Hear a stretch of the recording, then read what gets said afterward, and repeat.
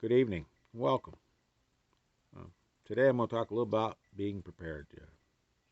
Winter's coming. Are we ready for it? You can adapt this to whatever part of the world you're in, whether it's typhoon season, whatever. Are we ready for likely natural disasters? Things that tend to happen on a regular basis and weather conditions that are normal. Uh, See, here we get ice and snow in the winter, and it knocks the power out. I've seen electric out for over 10 days at times, just because ice takes a bunch of poles down and lines down. Just happens, just part of life. If you're not ready for it, that can be quite a disaster. So today let's talk a little bit about some of the things we can do so it's not a disaster. Now I heat with wood. If you got central heat and the power goes out, the fans don't work, the blowers don't work, you don't have heat. It's not a problem for me. I just put another stick of wood in the stove. Never had central heat. Never had air conditioning either, so heat I have to adapt for both conditions. But if you can put a little wood burner in, still have time to do it. Get you half a cord of wood put away somewhere where it's dry, kept dry, and know how to use that stove. Know how to light it and build a nice fire. Uh, there's more to it than just throwing some paper and some wood in there and sticking a match to it. And keep that stove in good condition. But be ready. At least you'll have part of the house warm. And if it gets well below zero, that's important. We don't need to be dying from cold when we don't, there's no need for it. Now, if you're in a place and you can't have a wood burner, get a kerosene burner, a little kerosene stove, or heater, a little propane. Have some fuel around, extra wicks, whatever you would need to keep that thing going. And again, know how to use it. Keep it in good repair and ready to go. Because when they start hollering winter weather storms, it's too late to go to the shops. Usually they're about half sold out of anything you need. And a lot of them don't carry this stuff. You're going to end up ordering some of this.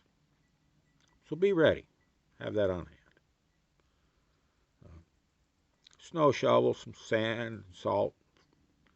Uh, get it ahead, so you can put some salt on that ice so you don't end up with a broken hip or a broken leg or something. Knock your noggin on the concrete. Have it ready. I grew up, don't get that bad here, but where I grew up, we would get over 2 meters of snow. So I know about dealing with snow. So be ready. Have your winter clothes ready. Wool's hard to beat. You're not out for a fashion show. Good, durable, warm boots, wool socks, wool pants if you can find them. If it's really cold, you want a pair of wool pants, wool shirt, wool coat, some good lined mittens. I like the shooter mittens where you got the finger and the thumb free, and these other ones are together. A lot warmer than gloves. Good warm hat with ear flaps. You're gonna have to be out in it a little bit. There's no sense freezing. You're not out for a fashion show. Uh, Food. You want to have some crackers and peanut butter, spam, tuna fish, uh, dried beans, peas. Uh, you know, get the drift. Have it on hand and rotate that. There's nothing worse than when you're hungry, opening up a pack of crackers or getting a bag of beans out and hear the bugs fall out of it. So rotate it. Keep it fresh. Eat a little bit, replace a little bit,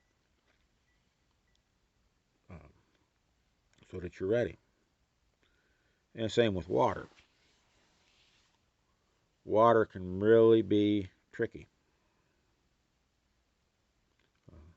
Get you some of these 5-gallon water cans or some 5-gallon food grade buckets with lids, and fill them buckets every so often. Change the water out. Put fresh water in, dump the old out, clean the bucket and refill it, or the container. Use that water, but keep several of them on hand. I like to keep about 5 of them on hand at all times. If there's a tornado in the summer, there's all kinds of things that can happen. And I can use that old water. I don't let it sit so long, but I can put it in the bathtub, add some hot water, and I got a hot bath, use it to water plants, whatever. You don't have to waste the water, but keep some water on hand ahead of time. Without water, you ain't going to last long. I don't care if it's hot or cold. You're going to need that water. And you don't want to be drinking crawly water and getting sick in the middle of a natural disaster. We want to avoid as much of this we want to avoid self-made misery here. And then entertainment.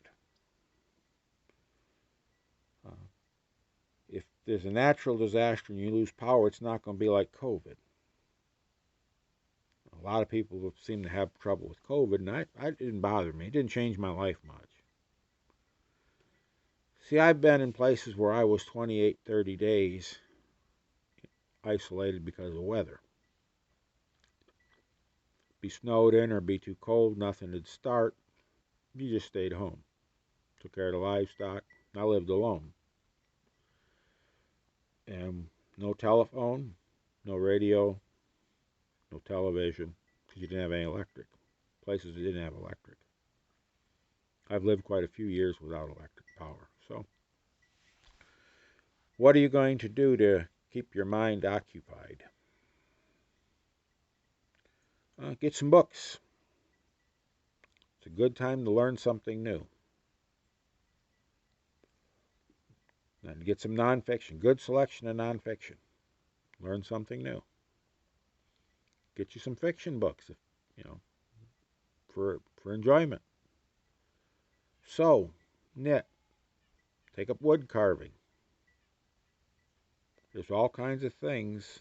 Make some hook rugs. There's all kinds of braided rugs. All kinds of things. One of my neighbors years ago, when winter'd get cold, he was an older gent, he'd disappear to the shop every day. He'd start the stove up, and he'd be out there carving. And he got quite good at it. He would make fishing lures, musky lures mainly. He got good enough to sell them lures, and he'd make quite a bit of little extra change on the side. So some of these hobbies, if you get good enough, you can make some money. Another little source of income. Doing clothing alterations and mending and such. I mean, there's some areas of the country you can make a little extra money with it. Of course, that's going to take lights. One thing I haven't covered so far, I don't believe, is lights. I said I lived without electric, so for me, I have these on hand. I keep them in good repair. Some Coleman lights, and I have the Aladdin lights with the little mantles. I have some of the old kerosene type lamps, lanterns.